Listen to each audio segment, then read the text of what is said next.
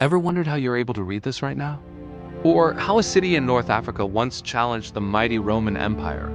The answer to both questions lies with a civilization you might not know much about: the Phoenicians. Forget grand pyramids and colossal temples for a moment.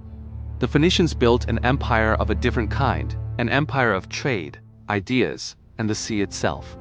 Join me as we uncover the untold legacy of these ancient masters of the Mediterranean. So who were the Phoenicians?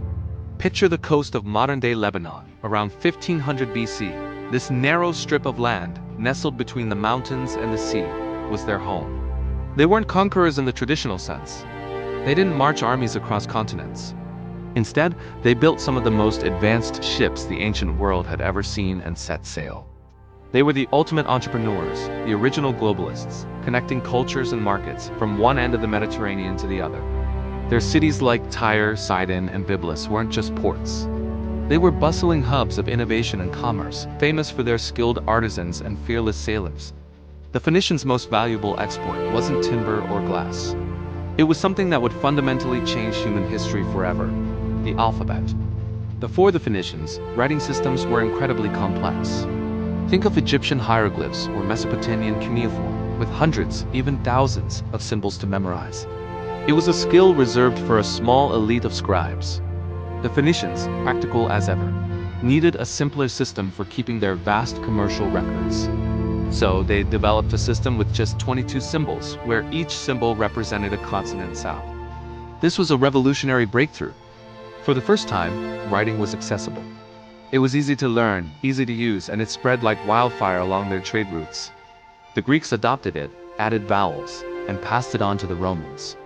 And from the Roman alphabet, we get the very letters I'm using to speak to you today. Every time you read a book, send a text, or browse the internet, you are using a direct descendant of the Phoenician alphabet. That is an incredible and often overlooked legacy. Their influence didn't stop with writing. The Phoenicians were the undisputed masters of the sea. Their ships, built from the legendary cedars of Lebanon, were marvels of engineering. They were among the first to navigate by the stars, using the North Star, which the Greeks even called the Phoenician star, to sail at night. This allowed them to undertake voyages that others could only dream of. They established a trade network that was the lifeblood of the ancient Mediterranean. They sailed west to Spain for silver, to Britain for tin, and some evidence even suggests they may have circumnavigated Africa, thousands of years before European explorers. They brought Egyptian papyrus, Cypriot copper, and Aegean pottery to far-flung corners of the known world. In return, they traded their own highly prized goods. One of their most famous products was a brilliant purple dye known as Tyrian purple. This dye was extracted from a tiny sea snail, and the process was incredibly labor-intensive. It took thousands of snails to produce just a single gram of dye, making it more valuable than gold. Tyrian purple became the ultimate status symbol, worn by kings, emperors, and high priests. The color became so associated with power that we still use the phrase "born to the purple" to describe royalty. It was a luxury good that showcased their mastery of both natural resources and chemical processes, a testament to their sophisticated craftsmanship.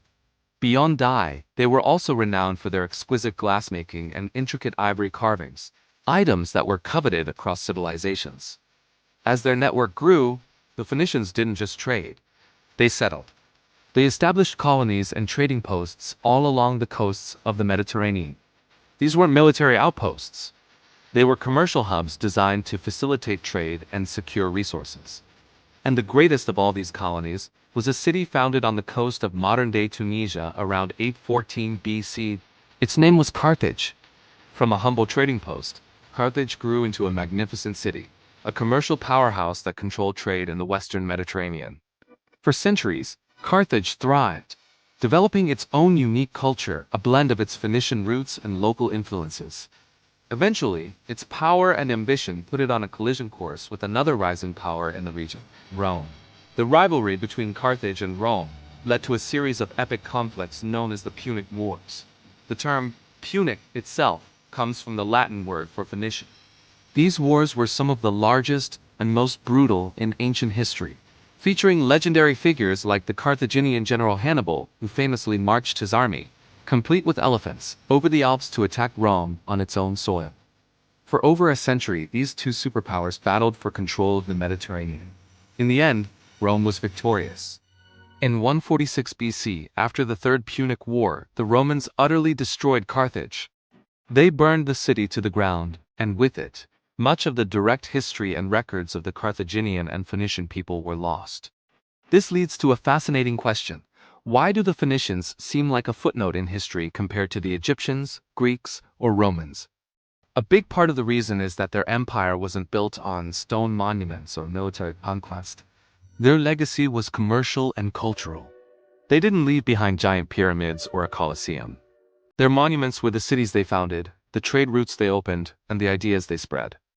When their commercial networks collapsed and their cities were destroyed or absorbed by other empires, their physical presence faded.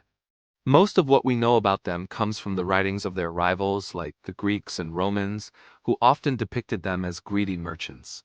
But that's an incomplete picture. They were explorers, innovators, and connectors of worlds.